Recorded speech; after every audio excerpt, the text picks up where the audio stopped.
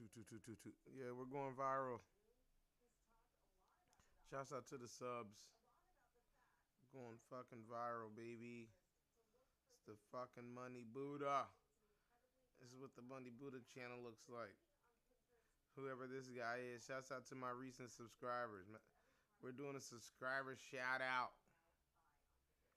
Shouts out to all my recent subs. Dula Rula. Shouts out, baby. New era. Shouts out. I have a plan to kill everyone you meet. Okay. Hey, shouts out to you too, brother. Yeah, okay. Kate Sale. Okay, shouts out to you, Kate. Young Herd. Shouts out to you. TBW. Shouts out to you. CT93. Shouts out to you. Shad Bazheem 78. Shouts out to you. Car God 392. Shouts out to you. Aodin. Shouts out to you.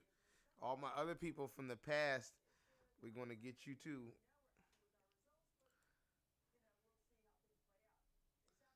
We got a lot of subs. So this is gonna be. I'm gonna do 2 pages a day. So subathon. Carolina.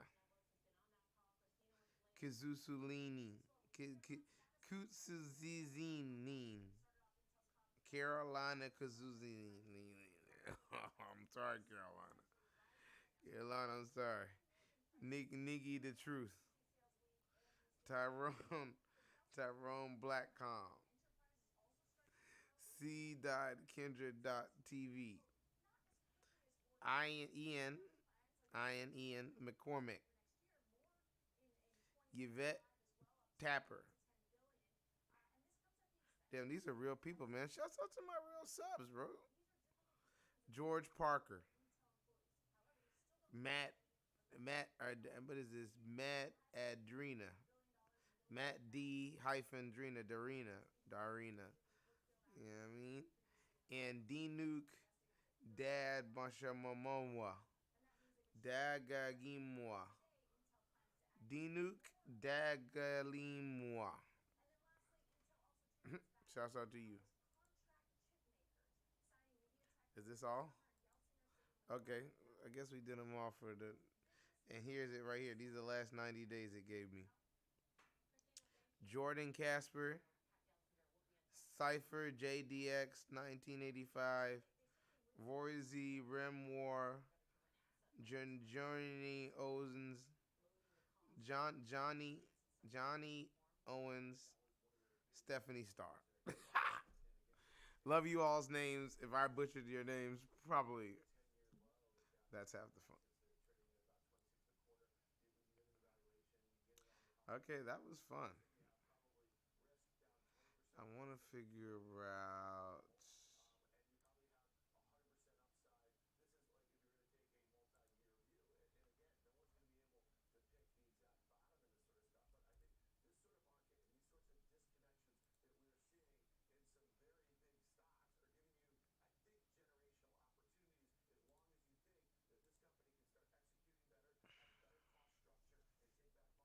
All right.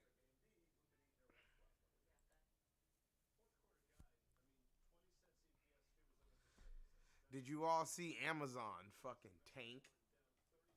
Amazon fucking tanked.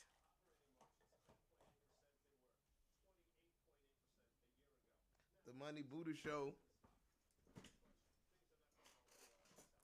We haven't had a Money Buddha episode in a while, man.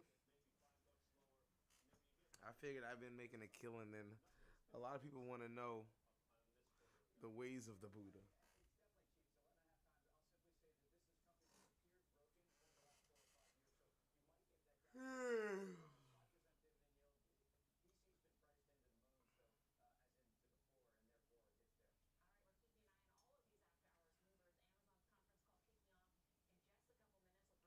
Being on the stock market is draining, man. Don't you all think this shit is easy?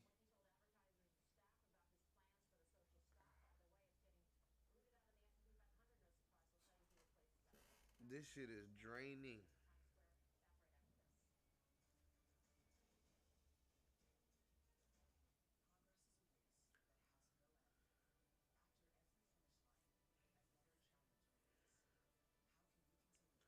The market is for like risk takers. If you're not big on fucking taking fucking risk and shit, the market might not be for you. The market is for everybody. I'm not one of those people who feel like get the fuck off the market. The market is for anybody who can make an account can get on the market. But I'm just saying, if you fucking fret about a lot of shit,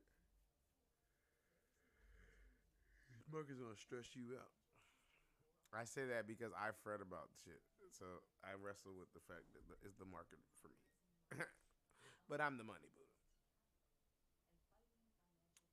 But yeah, for the average mortal, for a mere mortal, this could annihilate you. Yeah, I heard McDonald's this here. I should order me some fucking McDonald's.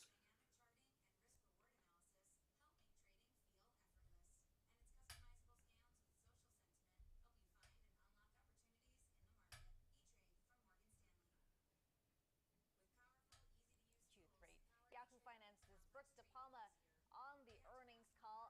Brooke, can we get the jingle out?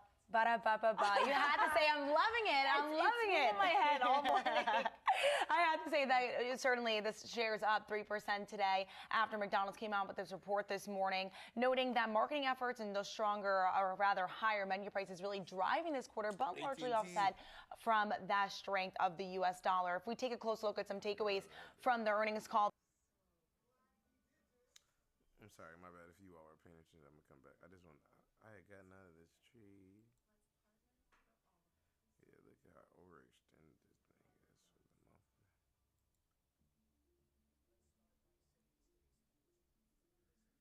I'm looking for a slight pullback into the 17s. And then, nigga, we going on up.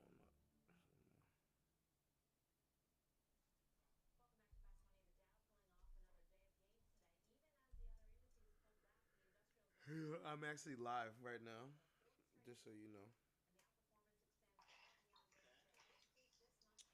But I got my I'm showing my subs some of my trades, or we were looking at something together. McDonald's did good today, so I was looking to see why the fuck did McDonald's do good.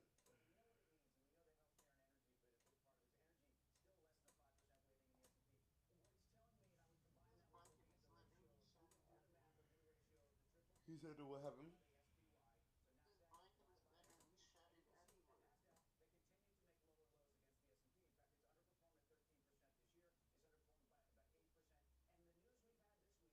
What do you mean by that? That marketing efforts and those stronger or rather higher menu prices really driving this quarter, but largely offset from that strength of the U.S. dollar. If we take a close look at some takeaways from the earnings call this morning, we found that U.S. consumers are getting fewer items per order. Drive-thru is back to pre-COVID levels. This was also the highest delivery sales quarter that McDonald's has ever seen. They did note that more people are heading back into restaurants. They're seeing about a 70% flow rate there. But if we do take a look at what we're really keeping an eye on this quarter, the low-income consumer. They're saying that they're seeing a bit of trade down among low-income consumers and a shift from meal purchases to more value orders. Of course, McDonald's known for its value menu there. And also, too, they continue to say that as inflation continues to tick up, they expect to benefit from a mild to moderate recession here, noting that that food away from home category is less pricier than those groceries, of course. But if we take a look at Europe, consumer sentiment low there. They're noting that inflation can take its toll on price of food and energy. There, they might step in similar to during COVID and help franchisees. Marketing here, though, a big push this quarter with that Camp McDonald's. They also did give us a quick insight on that Cactus flea market box. They sold at 50% of the collectibles during the first 4 days. And you'd be happy to know the McRib is compared it to Tom Brady, Michael Jordan. They're never officially retired with it. So that's making a comeback. Another comeback. Whoever's watching, whatever y'all want to watch, man, let me know. All right, if you win that $800 million jackpot, we've got just the holiday catalog for you. Neiman Marcus out with this annual fantasy gifts guide, and there are some eye-popping gifts here. We're talking about a $3.2 million Cartier tiara or a $333,000 basketball game. You get to play, of course, with no ordinary player. You join former Chicago Bulls star Scottie Pippen. That is quite the giveaway there. Shauna, you went through this catalog. What do you want from me when I win the $800 million? What do I want you to pick? What do you want me to buy you? Oh, to buy me. Okay. Yes. I would like you to buy $295,000 Polo Aspen experience. I have never played polo. I always thought it looked really cool. It's way too fancy for me, but if I'm winning the lottery, I'll be spending $295,000 maybe on this. When you take a look, it includes one-on-one lessons with 2 polo champions, 2-night stay at the St. Regis. You get to bring 11 friends. Not too shabby. 11? Do I make the cut? Yeah, you'll make the cut. I appreciate that. Of course. The more the merrier. What about you? Well, you know, I'm a sports guy, so mini golf, custom mini golf course in your backyard, $200 grand seems... There is no way. I was actually waiting to see if you were going to pick this. I thought you were going to do it given your sports background, but no. There's a much better one, and I think we have it ready for you. Barbiecore. You love Barbiecore. You're trying to convince your wife that you guys could dress up as Ken and Barbie for Halloween. She rejected it. This Maserati, I think, has your name all over it. I look good in that Maserati, right? You really highlights my pink nail polish, perhaps. 300 grand, I think that is. I'll get you the diamond tiara just for kicks. Oh, okay? thanks. So You're sweet of you. princess. All right. My stock to watch for Friday is an energy twofer. Exxon, Chevron, both reporting Q3 earnings tomorrow, and that's before the open. Chevron turned in record earnings in Q2. The consensus EPS estimate calls for Chevron at $2.96 and revenue of $61.44 billion. Astounding. Exxon, meanwhile, has an EPS estimate of $3.80 on revenue of $102.96 billion. Jefferies earlier this month upgraded the stock to buy from hold. As for oil prices, on the move ahead of the report, WTI up less than 1% to $88.55 per barrel. Brent also up less than 1%, $96.53.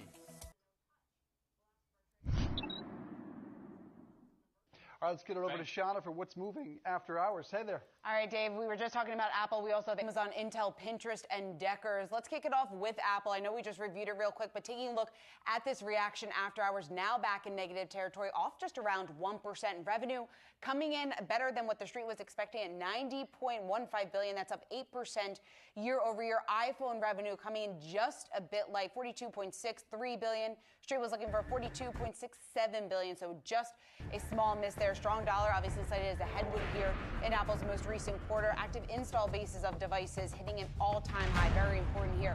Over the past 3 months, you can see Apple's off just around 7.5% year to date. Stock off around 18%. Let's take a look at Amazon. Very different story here after hours. The stock selling off just around 17.5%. It did hit the lowest level that we have seen Amazon trade at since March 2020, earlier in after-hours trading, shortly after these earnings were just announced. AWS revenue missing guidance for the fourth quarter, the current quarter, holiday sales quarter, coming in just a bit light. That's a big reason why we're seeing the stock take such a significant hit here after hours. Fourth quarter guidance, $140 billion to $148 billion. The street was looking for $155 billion.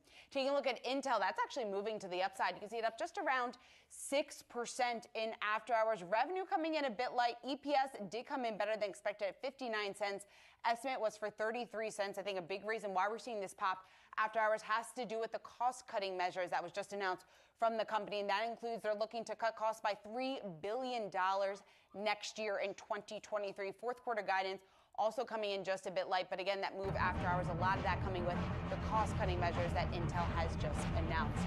Taking a look at Pinterest, that stock popping here, soaring after hours, up just around 15%. They beat on revenue, beat on adjusted EPS. Revenue coming in $685 million, adjusted EPS of 11 cents. Monthly active users, 445 million. The estimate on the street, 440 million. Year to date, the stock up just around 39%. Over the past 3 months, we've actually seen gains in Pinterest, up just around 14%. Taking a look at Deckers as we round out these after-hours movers here, off just around 8.5%.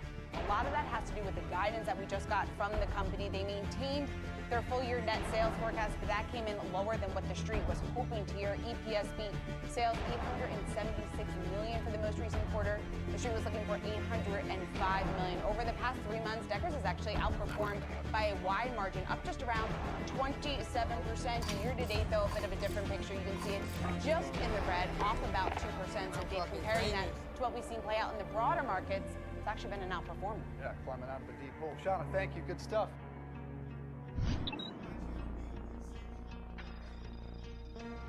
Apple turning positive. Look at that here. After hours revenue coming in better than expected, up 8% year over year, $90.15 billion. iPhone revenue coming in just a bit light, $42.63 billion.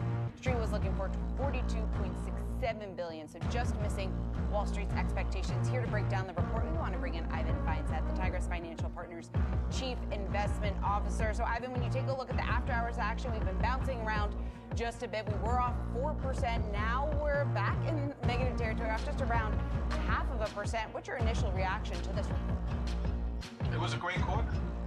I mean, yes, it missed slightly in some areas, but the macro environment is tough. So to do the job they've done in this quarter is very good. And, FX has been a significant headwind. And unfortunately, sometimes foreign exchange is a headwind. Sometimes it's a tailwind. It's been a massive tailwind. But most importantly, the iPhone 14 was only available to ship in the last week of the quarter. And they could have shipped more, but they also face supply chain constraints. So they are not able to build the number that they need to. So the demand is strong. And these slight misses in this environment, I think, makes it an incredible quarter. And I think any weakness is a major buying opportunity. So all the concerns over waning i14 demand issues, you think much ado about nothing when you look at this report? Absolutely. I mean, they really, they missed by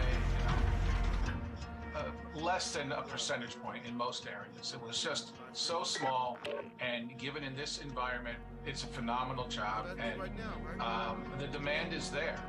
And key, while the services revenue, again, slightly weaker, it's about growing the ecosystem and expanding the services base.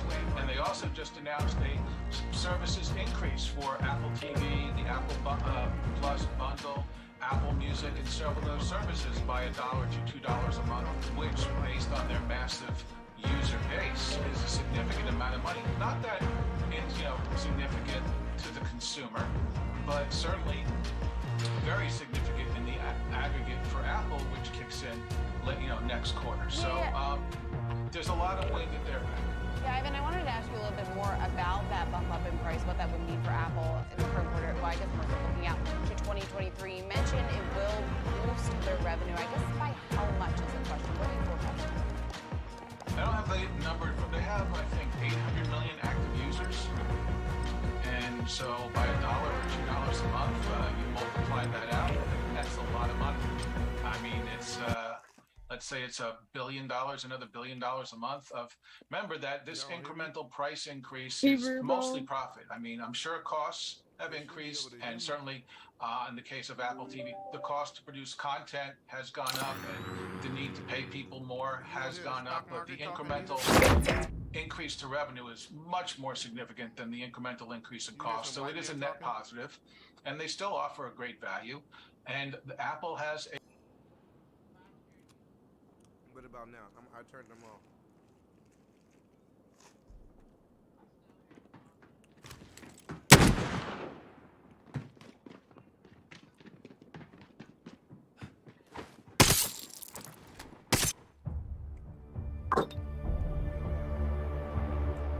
What? What the fuck?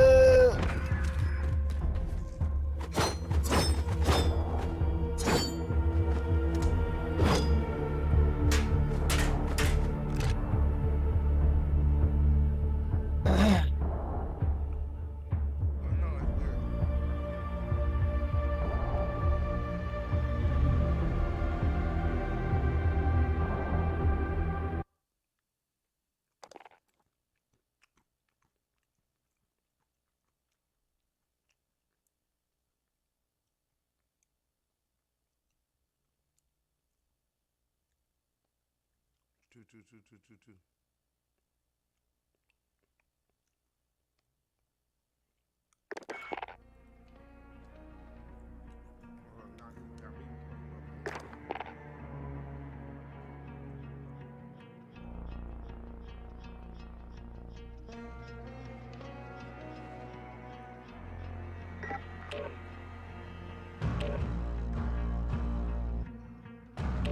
Yo.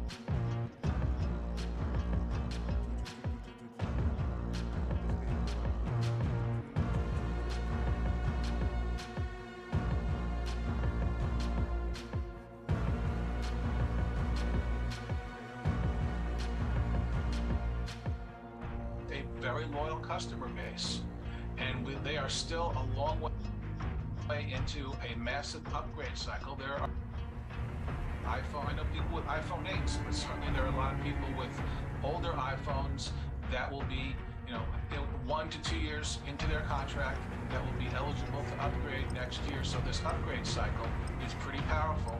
And the other important thing to remember that demand is strongest for the more expensive phones.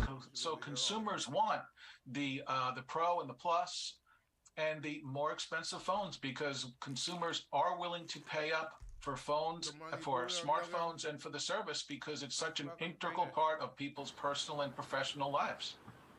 Yeah, the demand all on the Pro side. Another question coming in was the impact of the China COVID lockdowns. Ivan, what do we see? Are you able to take away anything from that?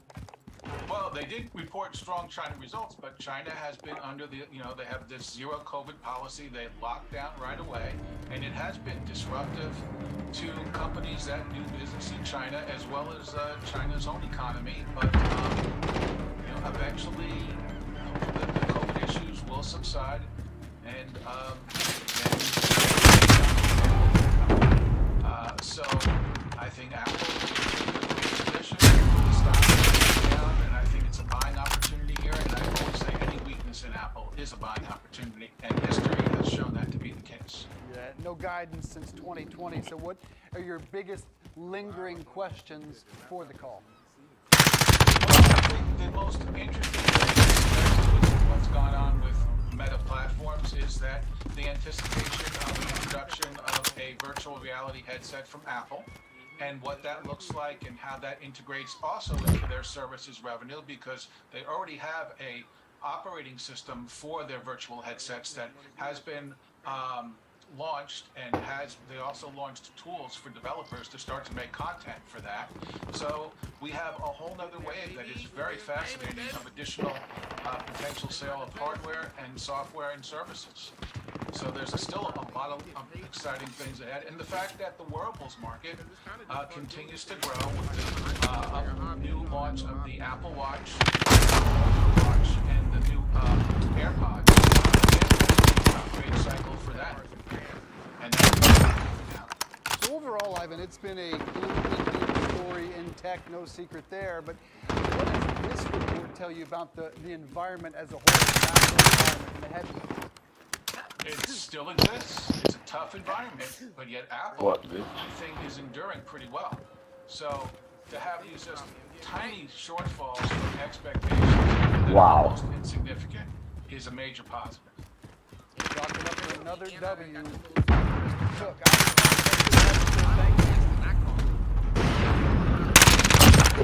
President Biden catching the blame and wrecking family budgets. But what remains?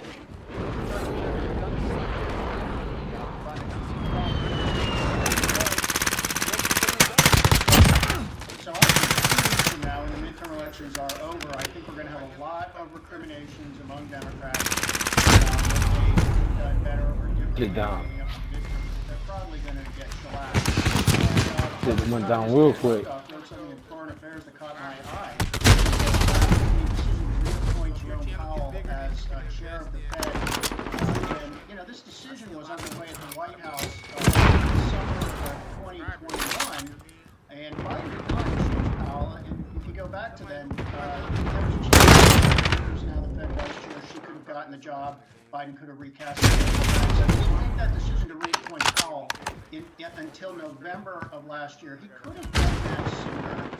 This gets to the question of why the Fed seems to have waited so long to raise interest rates. They did not start raising rates until March of this year, when inflation was already at 8%. And if you go back to the summer of 21, when Biden was trying to decide who should run the Fed, inflation was already between 5 and 6%, so well above the Fed's target. And well above theirs. The Fed under Jay Powell did not start raising rates at that point last year, mainly because Jay Powell was campaigning to keep his job. And, presidents don't usually like higher interest rates. So the theory here is that the Fed actually delayed raising rates because Powell is never going to tell us if that's actually true. And I don't think reporters would even ask him about it. But let's say that had happened. Maybe the Fed had started raising rates.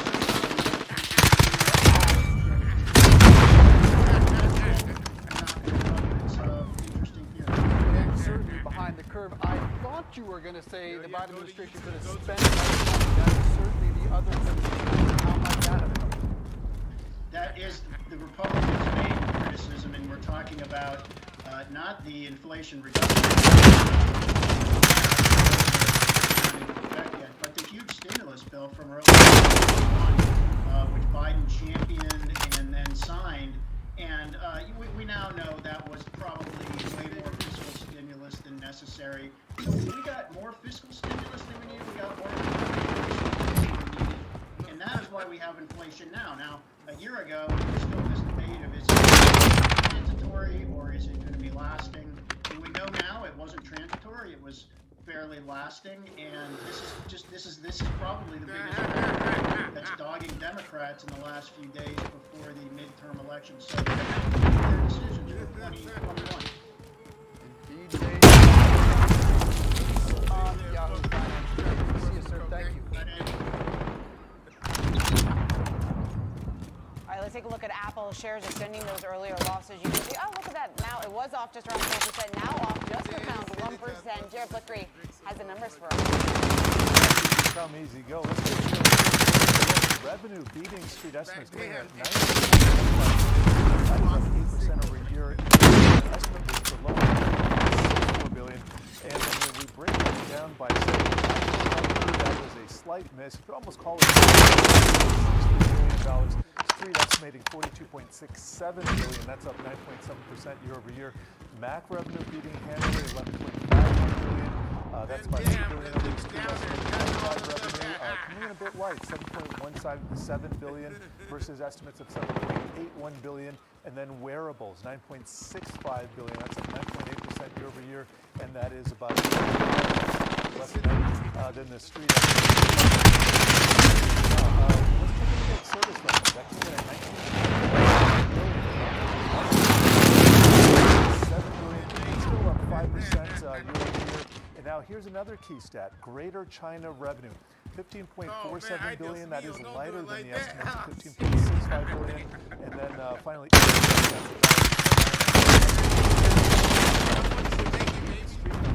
by 3 cents. Oh, I do have a couple more numbers. Gross margin, $38.1 billion. That beats the estimate of $37.31 billion. And then here's a miss that I might fixate on for a little bit. Coming in at $23.65 billion. That's about $4 billion light of the estimate of $27.63 billion. Not that Apple needs any more cash on the balance sheet, but it is interesting that declined 32% year over year. So overall, down 2% based off of Amazon results. So it's up a little bit. Let's see what comes on the call back. Well, I guess when you stack Apple up against some of the other tech giants, these numbers look pretty good, which is probably why the losses that we're seeing after hours aren't that in right now, I'm just around 1.5%.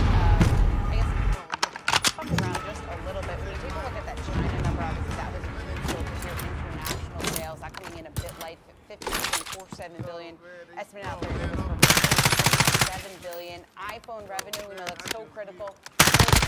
Jared said that coming in just a bit light. So I think that analysts are just kind of trying to digest these numbers when you take a look at maybe some of that growth there and what that could mean for the company in this very important holiday season. You could argue you thought shares would fall bigger, being that all three areas they were being watched here really. We saw a miss there, services a miss there, and China. So those are really the three big three. And still, they're down, but not terribly. 1.7%. From Tim Cook says they would have grown double digits if not for the strong dollar. Talked a lot about FX. Quote, the foreign exchange headwinds were over 600 basis points for the quarter. We would have grown in double digits without foreign exchange headwinds. So again, not terrible. From Apple, really just reflects a larger bad macro environment for all of big tech at this juncture. It does certainly highlight the strong dollar, what that's doing here for so many multinational companies. Install base of devices reaching an all-time high. Their CFO making some comments saying that the strength of our ecosystem, unmatched customer loyalty, record sales, spurring that number to get devices to that new all-time high. But again, not enough here when you take a look at that iPhone number. Shares off just around 1% in after hours. That's it, Reed. All right, another day, another sign of weakness in the crypto industry. Crypto stocks down around 55% year to date, and today's shares of crypto mining operator Core Scientific down, let me check, down 78% over solvency concerns, a wipeout. Yahoo Finance's David Hollerith has the details. David. Core Scientific said in an SEC filing today that it's not going to meet its debt payments for October and November. The company said it's exploring a number of alternative capital structure options to meet debt eventually, but also noted that this could include filing for bankruptcy, in which case stockholders would be out of luck. The context here is that Bitcoin mining companies typically take a lot of capital expenditures up front, and that's to pay for equipment, mining facilities, and this consistently high power draw that they need to power their machines. And those expenditures have been much tougher to meet in recent months for Core. And part of that comes down to the fact that the company's daily revenue is getting squeezed on both sides by both higher electricity prices, and then on the other hand, a lower Bitcoin price, which means what they're earning is costing less, if that makes sense. It does indeed. David Hollerith, unfortunately, got to leave it there. Got some breaking news coming in. Thank you, sir. Real cocaine users on my stream. This shit is the most wildest uncut shit on Intel TV, moving up 7% after reporting Q3 earnings. We have Matt Bryson, Wedbush Securities Senior Vice President of Equity Research and Hardware, with us for more on the chip maker. What are you seeing? What's your reaction to Intel's report? Honestly, I'm a bit surprised. The report was fine. They did better on the PC segment than I'd been expecting. And expectations were clearly low heading into the print. But again, they had to take guidance down more. Last time they talked to us, they were talking about Q3 being a bottom and things going out of the system, and then things would pick up again in Q4. And instead, they've got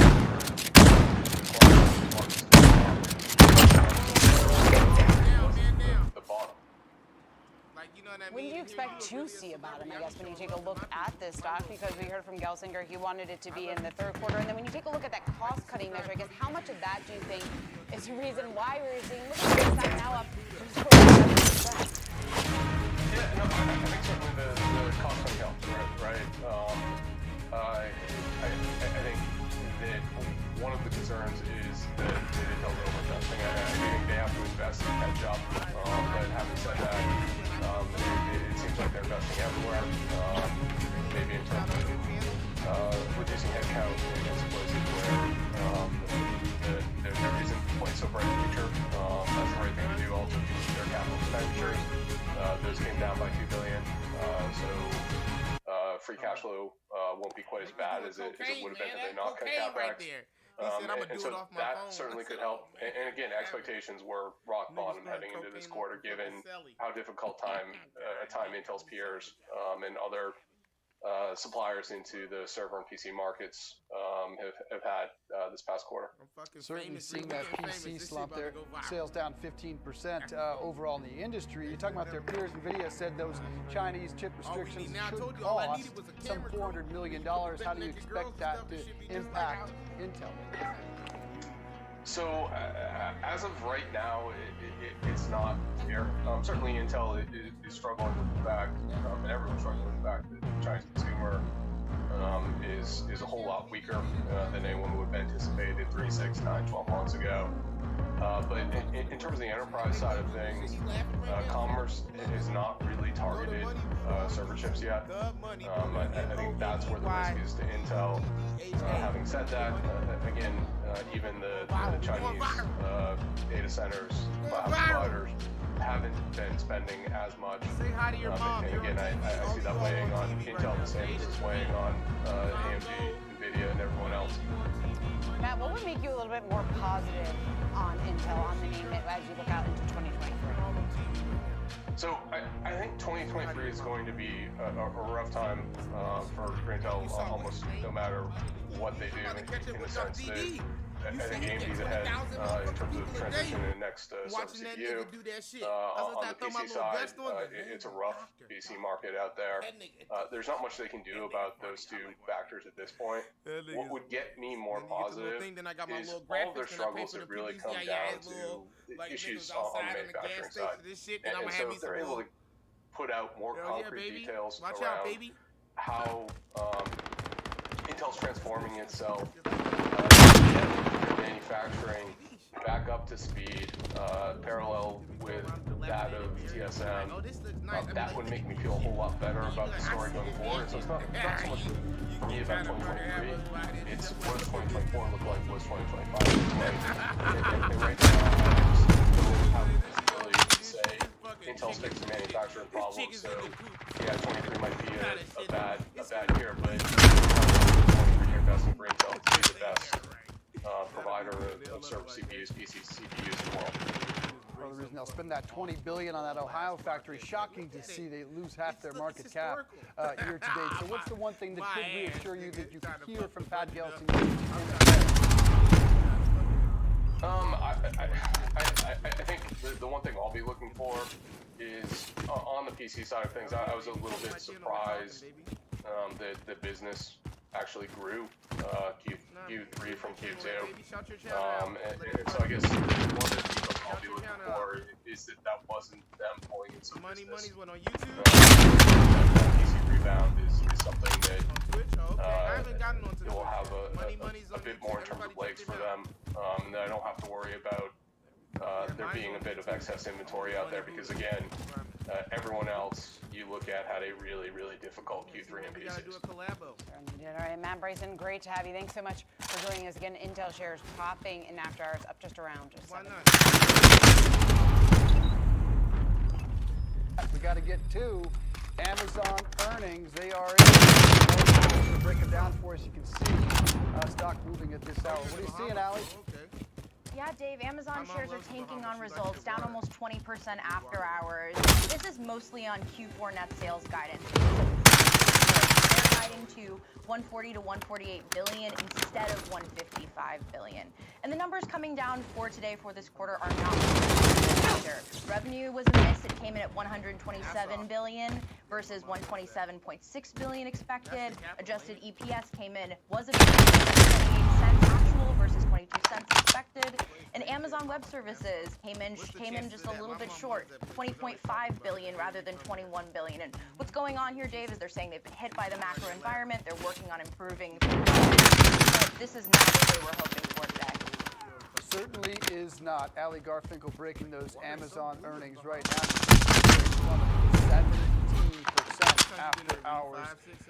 Shauna, the big tech, big route just continues. The macro environment just looks awful, even for Amazon. It does. In the retail space, which Amazon obviously focused into, as well as cloud, the AWS miss that Ali just mentioned, obviously a huge reason why we're seeing such significant losses, coupled with just around 70%. Taking a look at some of these other numbers here, or what they also said in this release, saying the unfavorable impact on revenue of 460 basis points from FX. We've been tracking the strong dollar, what this means here for a number of tech companies over the last couple of quarters and what it could mean for the current quarter. We know that guidance for Amazon is so important given the holiday quarter that came in. 140 to 148 billion estimate out there was for 155 billion.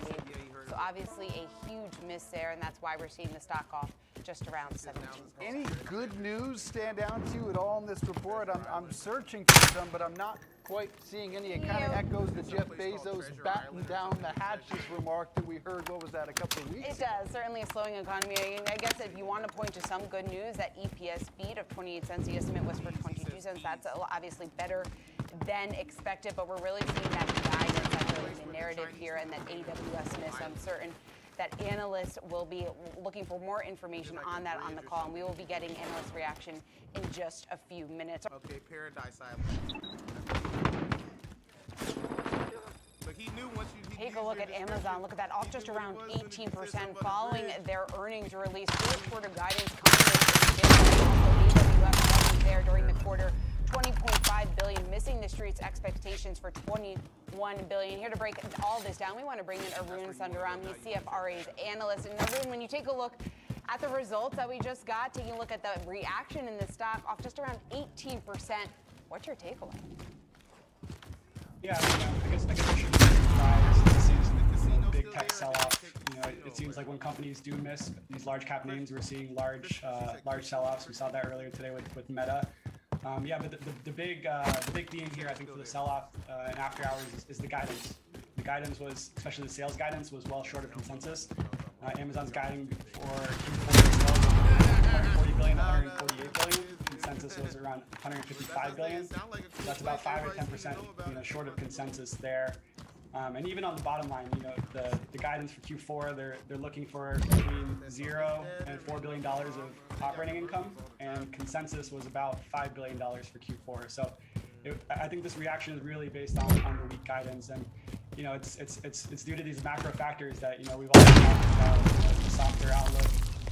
And now it looks like we knew Amazon's e-commerce business was slowing down, but now we're also seeing that trickle into their AWS business, which has historically been a much faster growing cash cow for Amazon. So we're now seeing AWS flow, which is similar to what I think Microsoft reported earlier this week. They saw a similar effect as well. And that's what I want to ask you about, the AWS number. That's largely been the investor story for quite some time, far more so than the retail business. What does it tell you that number disappointed? Yeah, I think we have to listen to the analyst call later today, but I think the reason for that slowdown, so if you look at operating margins at AWS, it was 26.3% this quarter. The consensus was about 29%. I think the big culprit there might be due to higher energy costs. To power these AWS servers, it's a lot of natural gas. There. And also, stock-based compensation was higher than expected. Amazon's it's having to pay a lot to hire and retain a lot of their engineers in the AWS business. So I think the combination of higher energy costs and higher stock-based compensation is the reason for that margin hit in AWS. What do you think this means just in terms of the pressure that CEO Andy Jassy is going to be under to further cut costs? Do you think he's going to have to face a little bit more on that front because of these results? Yeah, certainly. This has been a talking point at Amazon for the past several quarters now. Like I said before, new demand is normalizing, especially in the e-commerce business. And the goal for Amazon this year was to really cut down on their fixed costs and really right-size their capacity to match these new demand trends that they're seeing. So in that sense, even though revenue growth is slow, it shouldn't have a major impact on margins because we're focusing on the cost structure and cutting expenses. So I think that's going to be something that Amazon will continue to work on throughout 2023. I think now we're going to maybe see some cost cutting in the AWS business, since it does look like revenue growth is slowing in that business as well. Previously, we saw most of the cost cutting in the e-commerce side of Amazon, but now it looks like they might shift that playbook to their cloud business. It's largely been the Andy Jassy narrative, trying to undo some of that spending and massive growth on their when it looked like there's some more ahead. Not a huge part of the but the streaming aspect of it, the subscription services, certainly is a lot of gain. And it's interesting to see that number disappoint as well. Again, a lot of attention on Thursday Night Football, on the Lord of the Rings sequel. How disappointing is that? Yeah, the subscription revenue came in at $8.9 billion, consensus around $9.2 billion. We also projected around $9.2 billion revenue growth. And I think you also have to lump in advertising into that. Advertising is a growing part of the business, especially as they grow out there. Prime Video, streaming service. On the advertising side, consensus slightly. We saw about 25% growth in advertising. Consensus with 24% growth. We actually thought they'd grow their advertising by 35% this quarter, so slightly below our expectations. And really, the reason why we think advertising is poised to e-commerce advertiser. But now they're really shifting gears and becoming a major video advertiser with the growth of their Amazon Prime platform. We're seeing all this new Amazon Originals. It's highly anticipated. Lord of the Rings series got released in September. Thursday Night Football. These are, these programs cost Amazon a lot of money, and they're hoping that turns into really strong growth in their advertising segment and also their subscription segment. So we did see some weakness, or we can expected results in subscription segment, but I think that made up for it a little bit on their advertising side.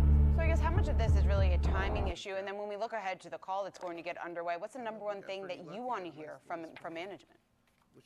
Yeah, I mean, the number one thing I'm going to be looking out for is how are they going to continue to right-size their capacity to match these new demand trends that they're seeing. Amazon is a company that runs on a heavy amount of fixed costs, so you need these fulfillment centers and warehouses to really run an optimal capacity to generate strong margins, and right now we're not really seeing that. So we're gonna be looking for things that Amazon are doing to cut future projects, cut CapEx spending, especially among their fulfillment network.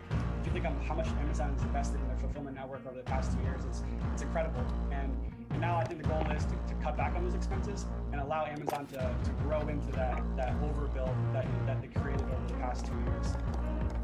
Cut their way to some wins. A rough report for Amazon. You can see shares down about 19% after hours. Aaron Sundaram, thanks so much for being here. Appreciate that.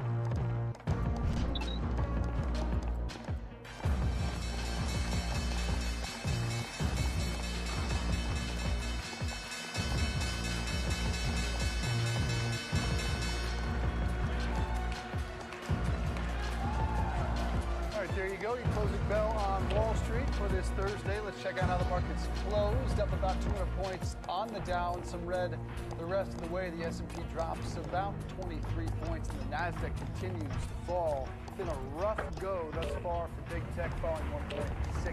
A drop of 117 points. For a closer look at the markets, let's bring in James Lee, Clearonomics founder and CEO, and Michael Landsberg Bennett, Private Wealth Management Chief Investment Officer. Nice to see you both. Michael, we'll start with you. What are you learning in this market the last couple of days? I think what we're seeing is the earnings are really good. A lot of people talk about beating expectations, but 180 stocks so far reported roughly, 500 S&P. Earnings growth is negative 3% year over year. Even great names like McDonald's, they beat expectations, but in reality, they did $2.86 a year ago. They did $2.68 this quarter this year. It's deceleration in earnings. It's something that we got to keep an eye on. James, what do you think? Here we are looking at a day where we're seeing a bit of mixed action. Dow holding on to gains. S&P still above 3,800, but ending the day in the red. I guess the moves that we've seen over the last couple of weeks since we last spoke, have they made sense to you? And what does that signal? It's been working smoothly. Yeah, well, Shauna, basically you are seeing this divergence across sectors and across major indices. Obviously, tech is dragging things down right now as we speak. Those earnings are being hit hard. But when you look at overall earnings, those are coming down a bit because of the sluggish economy. But earnings estimates are still around $220 for full year guidance. Now, those will probably come down a bit. They probably but even if they come down, and we're talking about 8% earnings growth, that's still actually quite strong. So it really depends on the specific sector and the overall market that we're looking at. But then it becomes a question about the Fed, and that's where today's GDP report was strong. So basically we're going to have to look very carefully at the earnings numbers for the next couple quarters to see if the earnings guidance that we're seeing right now does play out. Yeah, and Michael, you mentioned your thoughts on earnings thus far. What does the GDP number up 2.6%? It's not going to happen. The Fed's been raising rates, and haven't really gone down to the table. Get a little bit of growth this quarter. I think the heavy stuff happens towards the fourth quarter. The idea of a pivot here is crazy. It's not going to happen. I intend, I think, the Fed will go quite a few times. They'll be higher than most many people want. How aggressive, Michael, do you think that potentially gets? I see at least 3 ways. And obviously, November, obviously, late January, February. Just because I think it really hasn't hurt. So it's very strong. The numbers are strong. So I think they're going. And it seems like the student history.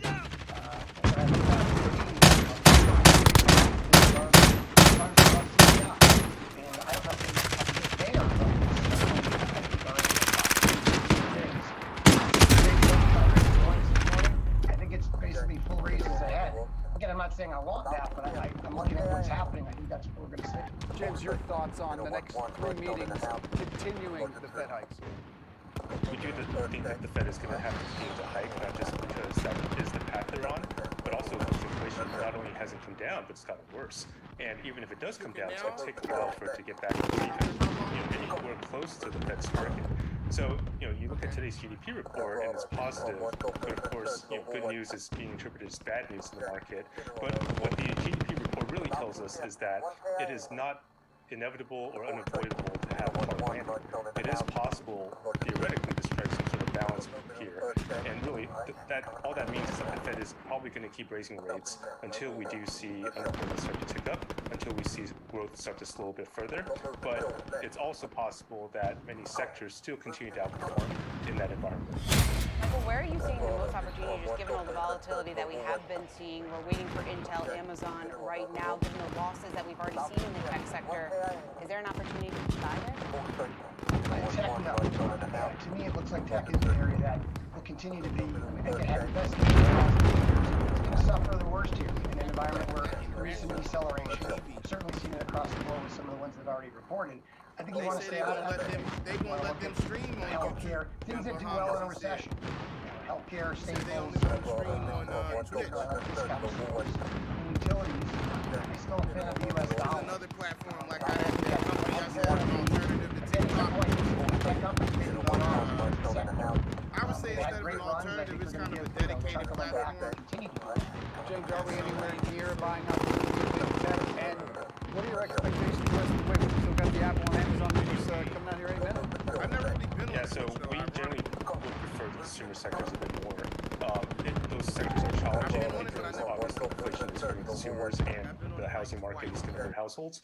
However, you look at the earnings growth that we're seeing in those areas, and that's still a bright spot in this economy. And so, although there's going to be challenging times in the consumer sector, that's really what we prefer. Tech, we would still be in a holding pattern here. There are just too many things playing out, especially very stock-specific, non-macro activity that's happening that's affecting the stocks. Okay, got to leave it there. Got some news coming in. James Liu, Michael Landsberg, thank you both. Appreciate that.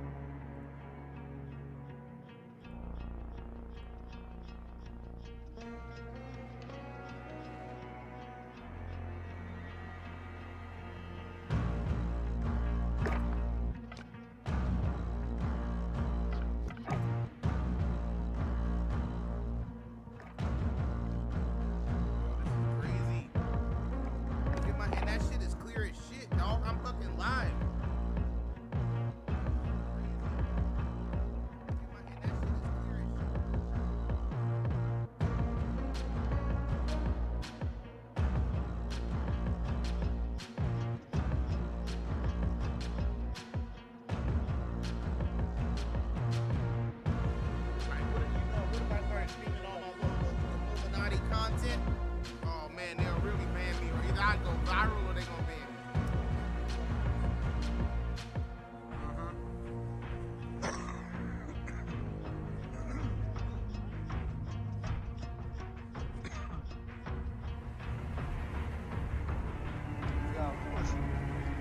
Два военнослужащих вооруженных сил Российской Федерации привлекли как-нибудь здоровье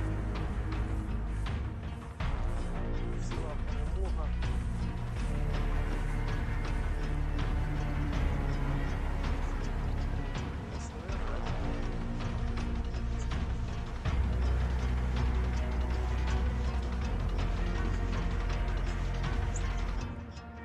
Хотя, бронежилет, все, форма.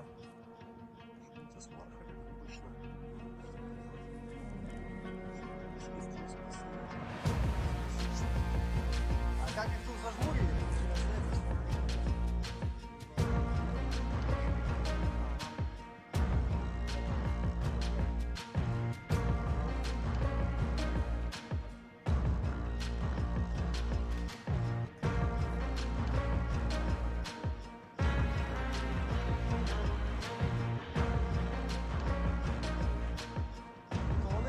Вони просто не очікували на якийсь дозор,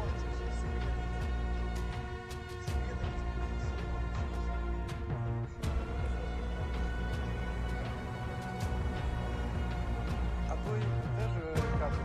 See how that's crazy, bro. They not shooting.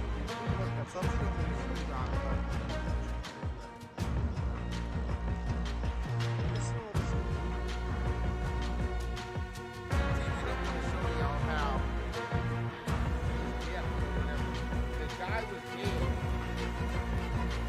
The equipment was brand new still.